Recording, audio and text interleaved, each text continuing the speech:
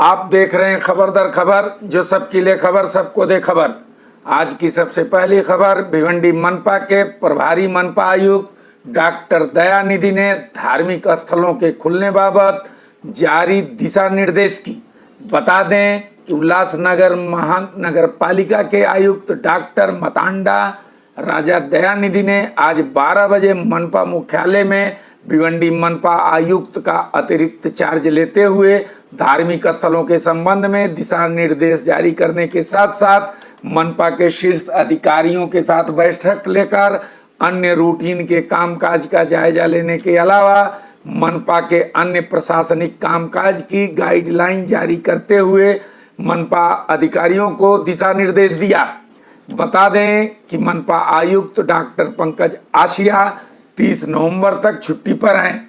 जिनकी जगह पर राज्य सरकार ने डॉक्टर दयानिधि को भिवंडी मनपा आयुक्त का अतिरिक्त प्रभार सौंपा है। इसी तरह महापौर प्रतिभा पाटिल ने भी एक बैठक लेकर धार्मिक स्थलों के खोलने संबंधी सरकार द्वारा जारी मार्गदर्शक सूचना का अक्षरशः पालन करने का आह्वान किया। इस बैठक में परिमंडल 2 के पुलिस उपायुक्त योगेश चौहान, मनपा सभागिरी नेता विलास पाटिल, शिवसेना के गट नेता संजय महात्रे, उपायुक्त मुख्यालय डॉक्टर दीपक सावंत, भिवंडी पूर्व व पश्चिम विभाग के दोनों सहायक पुलिस आयुक्त, सभी पुलिस स्टेशनों के वरिष्ठ पुलिस निरीक्षकों सहित मनपा के सभी प्रभागों के अधिकारी उपस्थित थे।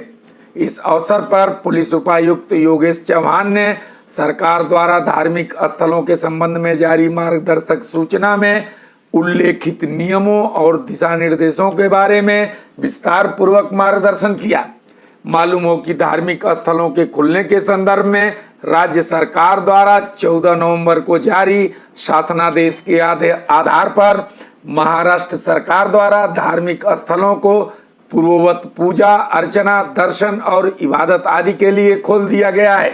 धार्मिक स्थलों के खुलने से भक्तों की भारी भीड़ एकत्रित होने से कोरोना के प्रसार के नियंत्रण को लेकर भी सरकार द्वारा दिशा निर्देश जारी किए गए हैं।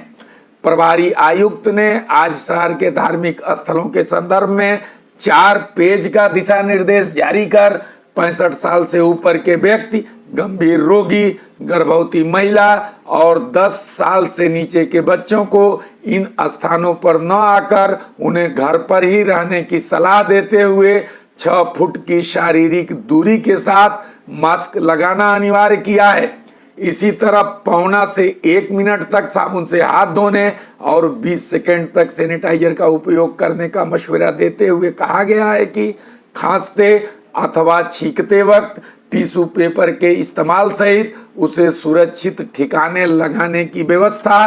धार्मिक संस्थाओं से करने सहित बीमारी का लक्षण दिखते ही उसे तत्काल चिकित्सीय सुविधा उपलब्ध कराने के अलावा थूकने की मनाही करते हुए आरोग्य सेतु ऐप को आवश्यक बताया गया है।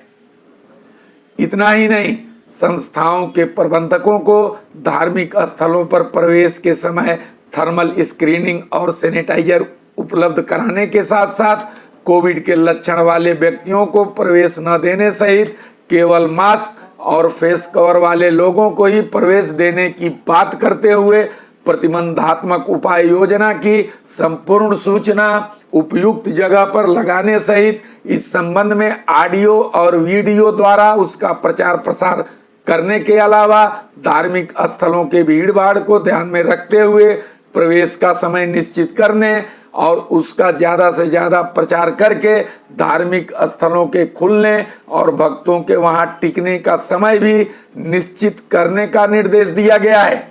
धार्मिक स्थल में प्रवेश करने वालों के जूते चप्पल अपने वाहनों में ही रखने अथवा बाहर अपने परिवार का जूता चप्पल इकट्ठा रखने और शारीरिक दूरी के पालन का नियोजन करने सहित धार्मिक अथवा प्रार्थना स्थल के अंदर या बाहर की दुकानों में नियमित मास्क का प्रयोग, साबुन अथवा सैनिटाइजर से हाथ धोना और 6 फुट की शारीरिक दूरी अनिवार्य किया गया है। इसी तरह प्रवेश के लिए एक व्यक्ति की दूरी के लिए मार्किंग बनाना, प्रवेश के लिए बाहर जाने के लिए अलग अलग रास्ता निश्चित करना प्रवेश से पहले हाथ और पैर साबुन से अच्छी तरह धोने, शारीरिक दूरी का पालन करते हुए बैठने की व्यवस्था करना। यदि वहां एसी है तो उसका तापमान 24 से 30 डिग्री रखने, नमी का प्रमाण 40 से 70% रखने सहित खुली जगह और हवा के लिए खिड़की आदि का प्रबंध करना।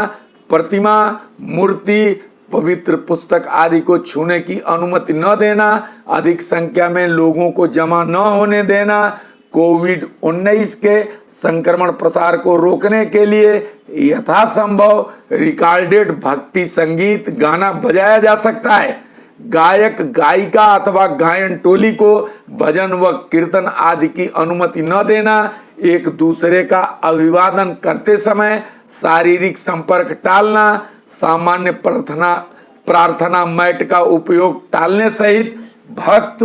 और श्रद्धालु द्वारा खुद चटाई अथवा कपड़ा अपने साथ ले आना। धार्मिक स्थल के अंदर प्रसाद वितरण अथवा पवित्र पानी इत्यादि किसी प्रकार की अनुमति नहीं है।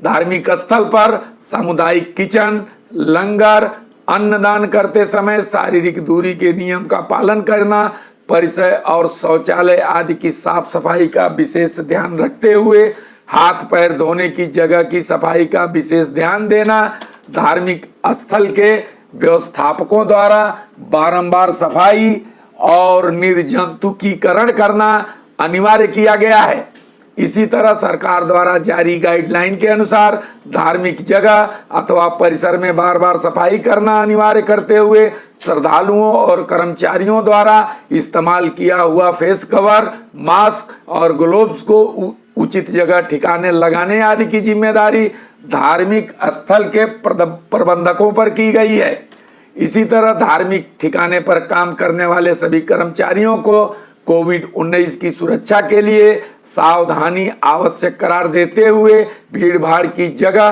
काम करने वाले सभी कर्मचारियों को प्रत्येक सप्ताह कोविड की जांच आवश्यक कर दिया गया है। इसी तरह शौचालय और खाने की जगह भीड़ को नियंत्रित करना। पुलिस और जिला अधिकारी द्वारा जारी नियमों को सभी धार्मिक स्थल के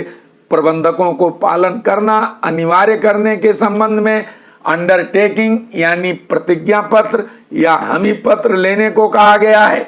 इसी तरह धार्मिक स्थल में बीमार व्यक्ति अगर है तो उसे अन्य लोगों से दूर रखने सहित जांच तक उसे फेस कवर और मास्क उपलब्ध कराने के साथ साथ इसकी सूचना तुरंत पास के अस्पताल अथवा राज्य या जिला की हेल्पलाइन को देना जरूरी करार दिया गया है। मनपा प्रशासन द्वारा जारी परिपत्रक में यह भी बताया गया है कि प्रशासन द्वारा जारी दिशा निर्देश की अवहेलना अथवा विरोध करने वाले लोगों के खिलाफ आपात प्रबंधन अधिनियम 2005 की धारा 51 से 60 सहित भारतीय संक्रामक रोग नियंत्रण अधिनियम 1897 के साथ साथ भारतीय दंड संहिता की धारा 188 के तहत कार्रवाई की जाएगी। इसलिए लोगों को कोविड-19 के प्रसार को रोकने के लिए सभी उपाय योजना व मार्गदर्शक सूचना का पूर्णतः पालन करना आवश्यक है। अब हम आगे बढ़ते हैं कोरोना अपडेट की ओर, जहां आज शहर में किसी की भी कोरोना से मौत नहीं हुई है, जबकि ग्रामीण में आज 2 लोगों की कोरोना से मौत हुई है। सबसे बड़ी बात यह है कि जहां शहर में रविवार को शहर में कोरोना का केवल 1 नया मरीज मिला था और कल सोमवार को कोई भी कोरोना का मरीज नहीं मिला था, लेकिन आज शहर में फिर 12 नए मरीज मिले हैं तो 18 मरीज ठीक भी हुए हैं। ग्रामीण में भी आज 9 नए मरीज मिले हैं और 17 मरीज ठीक हुए हैं। इस तरह शहर में कुल मरीजों की संख्या 6108 और ग्रामीण में 6829 सहित भिवंडी इलाके में अब कुल कोरोना के मरीजों की संख्या बढ़कर 12937 और मृतकों की संख्या 559 हो गई है। मालूम हो कि शहर में अब तक मिले कुल 6108 मरीजों में 338 की मौत और 5604 ठीक हो चुके हैं तथा 165 मरीजों का उपचार चल रहा है, जबकि भिवंडी ग्रामीण के 6829 मरीजों में 6491 ठीक हो चुके हैं। 221 की मौत के अलावा 117 मरीजों का उपचार चल रहा है। खबर दर खबर की न्यूज़ पसंद आने पर हमारे चैनल को सब्सक्राइब करें और न्यू अपडेट्स के लिए बेल आइकन दबा दीजिए।